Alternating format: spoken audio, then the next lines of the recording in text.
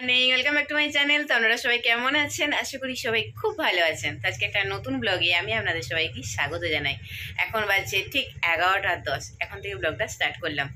আর মেঘা এখানে পড়তে বসে গেছে, কারণ ওর পরীক্ষা অনেকটা কাছে চলে এসছে।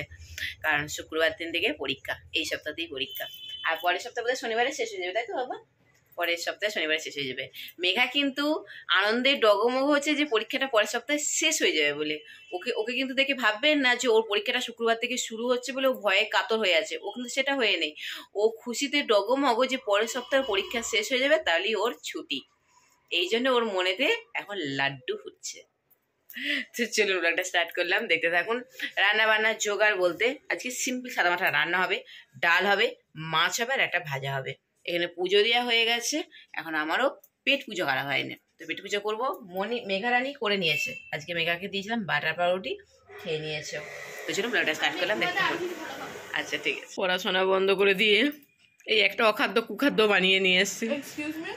কি এক্সকিউজ মি? পাঁপড়গুলোকে ভেজে তার উপরে সস, তারপরে পেঁয়াজ, কাঁচা লঙ্কা, এটা কি দিস? সাদা সাদা দই, মিওনিজটা নষ্ট করেছিস বাবান। ইয়ে বাবা, আজকে করছি টমেটো দিয়ে মুসুর ডাল। এখানে টমেটোগুলোকে আজকে ভালো করে ভেজে নেবো, নাহলে কাঁচা কাঁচা গন্ধ ছাড়বে। টমেটো দিয়ে মুসুর ডাল খেতে না খুব ভালো লাগে, বেশ টক টক করা হয়। এখানে মুসুর ডাল সেদ্ধ করে নিয়েছি, এটাকে ভালো করে আগে ভেজে নিই, আর টমেটোর একটা কিরকম কাঁচা কাঁচা গন্ধ ছাড়বে। এখানে মাছ ভাজা চলছে, মাছের তেল ঝাল করবো। কাঁচা লঙ্কাগুলো এখানে ছাড়িয়ে রাখছি, মোটা সমেত হলে তাজা থাকবে, শুকিয়ে যাবে তাড়াতাড়ি। আর এখানেতে এই যে ভাজা হয়ে গেছে, ডালও কমপ্লিট, আর ভাত তো হয়ে গেছে আগেই। আর এটা কালকে করেছিলাম, চচ্চড়ির মতো করেছিলাম, সেটাও রয়ে গেছে একটুখানি। এবার মনিকে আনতে যাবো এটা করে নিয়ে। এখানে মেঘা গান চালিয়ে দিয়ে গেছে স্নান করতে, আর এদিকে 2টো বেজে গেছে। তাড়াতাড়ি করে ড্রেসটা চেঞ্জ করে চুলটা আঁচড়ে দিলাম। আমার চুলটা আগে জানো তো, মেঘার যতটা এখন বড় চুল, ওরকম বড় চুল ছিল। কিন্তু তারপরে এই বাচ্চাদিকে মানুষ করা, দৌড়াদৌড়ি, সংসারের কাজের চাপে চুলটাকে কেটে কেটে ছোটো করে করে এখন এই অবস্থা। আর এখন আমি চুলটা বাড়াতে চাইলেও মনি আমাকে বাড়াতে দেয় না, বলে না অত বড় চুল নিয়ে তোমাকে নড়াচড়া করতে পারবে না। দিদির চুল নিয়ে কীরকম অবস্থা হয়েছে, চুলোচুলি অবস্থা, বা তোমার চুল এরকম বড় করার দরকার নেই, ছোটো রাখবে, ফটাফট আঁচড়াবে, ফটাফট দৌড়াতে পারবে, মানে নিজের আয়ত্তের মধ্যে ওটা থাকবে। আর বড়ো চুল হলে কি হয়, প্রচুর জোর পড়ে গো, চুল আঁচড়াতে অনেক টাইম লাগে। মেঘার চুলটা অনেকটা বড়ো তো, আমি তো বুঝতে পারি ওই চুলটা আঁচড়াতে কত আমার সময় লেগে যায়। তো চলুন, আমি রেডি হয়ে গেছি, এবার ফটাফট বেরিয়ে যাই।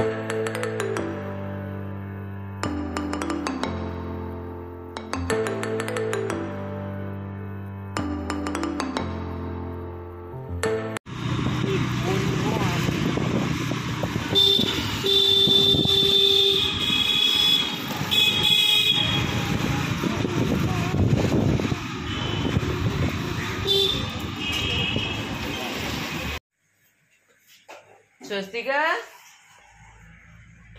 এই মেঘা, মেঘা, এই মেঘা, এই মেঘা,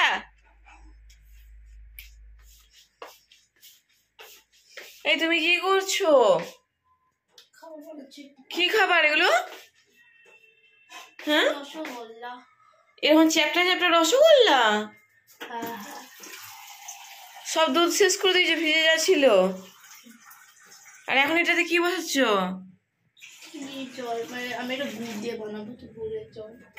গুড়ের রসগোল্লা করবে? এই তুমি এই খেজুরের গুড়টা নষ্ট করবে নাকি? কি গুড় দিয়ে করবো?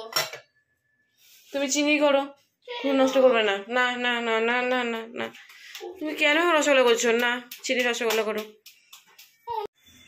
তুমি যা শিখতে না, কি নেই, ফ্লেমটা কমাও। আমি ঘরে ঝাড় ফাট দেওয়া করে আমি একটুখানি শুয়েছি, আমার 5টা বাজছে ডট। উঠে দেখছি এই কীর্তি করছে। এই যে কি বলবো, এরকম গোল গোল রসগোল্লা কোনোদিন দেখেছেন আপনারা? দেখুন, ইয়ে সরি, গোল গোল না, হ্যাঁ গোল গোল তো হয়, সরি সরি সরি, এখন চ্যাপটা চ্যাপটা, সেই মন্ডা না কি বলে না, সেই মন্ডার মতো হয়েছে। ঘি খোলা। তুই দুধ কি করে কাটালি? ভিনিগার দিয়ে দুধ কাটাইছিস? ভিনিগার দিয়ে ছানা বানিয়েছে। দুধ যেটুকু ছিল আমার সব চা খাওয়া 12টা বাজিয়ে দিল, আর দুধ নেই। সেই সব দুধের মধ্যে ওই ভিনিগার দিয়ে ছানা খাটিয়েছে। চুলটা দেখুন, শ্যাম্পু করে চুলটা আজরানো নেই, পাগলির মতো হয়ে আছে। আমার কাছে বসে বসে পড়ছিল, দেখুন আমি জাস্ট চোখটা একটুখানি লেগে গেছে, সেই ফাঁকে উঠে চলে এসছে। এই দেখুন এখানে ল্যাপটপ বই টই সব খোলা পড়ে আছে, দেখছে মা কমিয়ে গেছে, জাস্ট একটু চোখটা লেগে গেছে, সেই ফাঁকে হয়ে গেলে আমি দেখাবো আপনাদেরকে কিরকম ও রসগোল্লা বানালো। এখানে মিষ্টি রস বানাতে দিয়েছে, হয়ে গেছে রসগোল্লা, কিন্তু একদমই রসগোল্লার হয়নি। যে বানিয়ে এখন নিজেই প্রথমে খেয়ে ট্রাই করে দেখছে যে কেমন হয়েছে।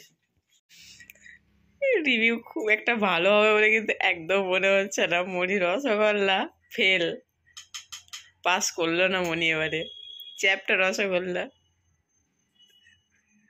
গরম কিন্তু খুদে বলে নাই, কিছুই হয়নি। ছেলে খেলা যাকে বলে সেই। তবে এরকম ফেল হতে হতে কিন্তু শিখবে। কেমন হয়েছে? ভালো হয়নি, মুখের আপাও দেখি বুঝতে পেরে গেছেন ভালো হয়নি, ব্যাস ফেল। এবারে ফেল করে গেল মনি খাবার বানাতে গিয়ে। ঠিক আছে, পরের বার তুই আস্তে আস্তে ইয়ে করতে করতে শিখে যাবি। সাহস করে করতে গেছি সেই অনেক। কেমন করছে? Good evening. তো এখন বাজছে 7:30, আর এখানে আমরা বসে গেছি মোগলাই নিয়ে। আজকে আমাদের মোগলাই পরোটা বাড়িতে বানানো হয়নি, কিনে নিয়ে আসা হয়েছে। সামনে আমাদের যে রেস্টুরেন্টটা আছে ওখান থেকে নিয়ে আসা হয়েছে। তো এইখানে এখন মোগলাই পরোটা আজকে টিফিনে খাবো। আর মেয়েদের পরীক্ষা শুক্রবার থেকে যেহেতু আরম্ভ হয়ে যাচ্ছে, মেয়েদের বলতে বড় মেয়ের আরম্ভ হচ্ছে, তারপরে মনির আরম্ভ হবে। মনি ঘুম থেকে উঠলেন, তো সেই জন্য পরীক্ষা শুরু হওয়ার আগে একটুখানি বাইরে খাবার পেলে। তো চলুন আগে খেয়ে নিই। খেয়ে নিয়ে আজকে রাতে কি খাবি? রুটি। আজকে রাতে রুটি। তো এটা খাই, খেয়ে তারপরে রান্না বান্না। একটুখানি গ্রিন টি খেলাম, খেয়ে এরপরে যাব পিন্টুর দোকানে।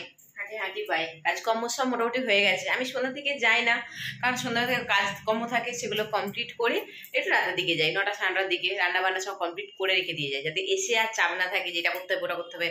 এসে স্যার ফটাফট খেয়ে নেওয়া, এটাই বাকি থাকে কাজ। আর এখানে মনি উঠে পড়তে বসে গেছেন এনি। আর একটা জিনিস আপনাদের দেখাচ্ছি, এটার জন্য আমি আরও যাওয়ার সময় ক্যামেরা অন করলাম, নাহলে আমি যাওয়ার সময় ক্যামেরা অন করি না। এই একটা দেখেন, বুঝতে পারছেন?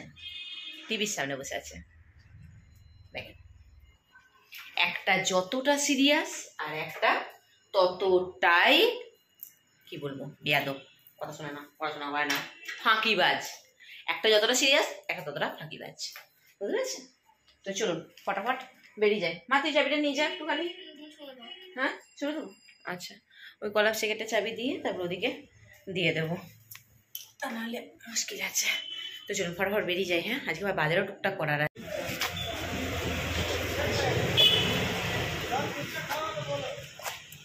12টা 70 টাকা দাম।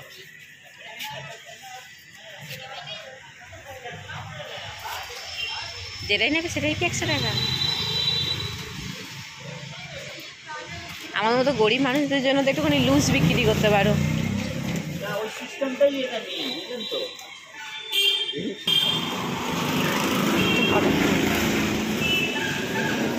এটাই নিন তো,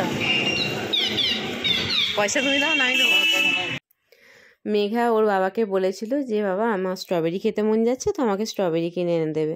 আর সত্যি কথা একটা বলছি, স্ট্রবেরি আমি কোনো দিন খাইনি। আমার এই বয়স পর্যন্ত আমি স্ট্রবেরি খাইনি, কারণ আমাদের গ্রামের দিকে সাইডে সব রকম সবজি ফল পাওয়া যায়, কিন্তু স্ট্রবেরিটা পাওয়া যায় না। তো সেই জন্য আমার স্ট্রবেরি খাওয়া হয় না। আর আমি কলকাতাতে এসেছি অনেক বছর হলো, কিন্তু পিন্টুকে না আমি কোনো দিনই সাহস করে স্ট্রবেরি।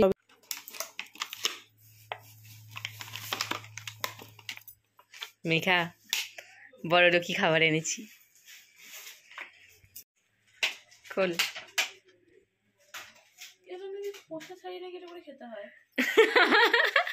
ধুতে হবে মা, ধুতে হবে, ধুয়ে তারপরে মুখে ঢোকাবে না এখন। মেঘা আর আমার প্রথম এই মানে লাইফে ফার্স্ট টাইম স্ট্রবেরি খাওয়া। মেঘাও জানে না যেটা কীভাবে কী খেতে হবে, কী কেটে কীভাবে কী খেতে হবে। মনি খেয়েছে কারণ ওর স্কুলের বান্ধবী নিয়ে এসেছিলো, কাজে ও ব্যাপারটা জানে।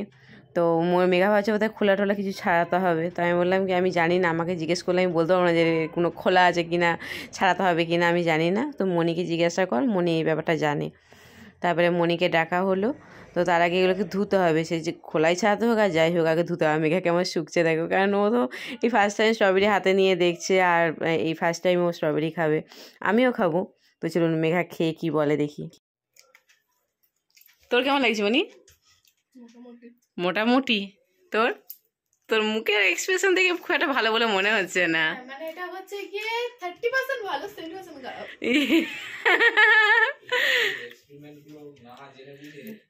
না, ওর ইচ্ছে ছিল যে এটা খাবো স্ট্রবেরি, কবে ধরে বলছিল। আমারও ইচ্ছে ছিল স্ট্রবেরি খাবো, কারণ কোনোদিন টকটক করা, কারণ কোনোদিন সত্যি কথা বলছি স্ট্রবেরি খাইনি, এই ফার্স্ট টাইম কামড় দিলাম।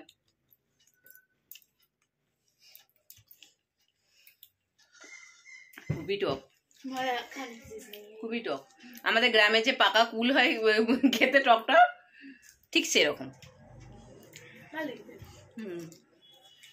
মোটামুটি 50% ভালো লেগেছে, 50% ভালো লাগে না।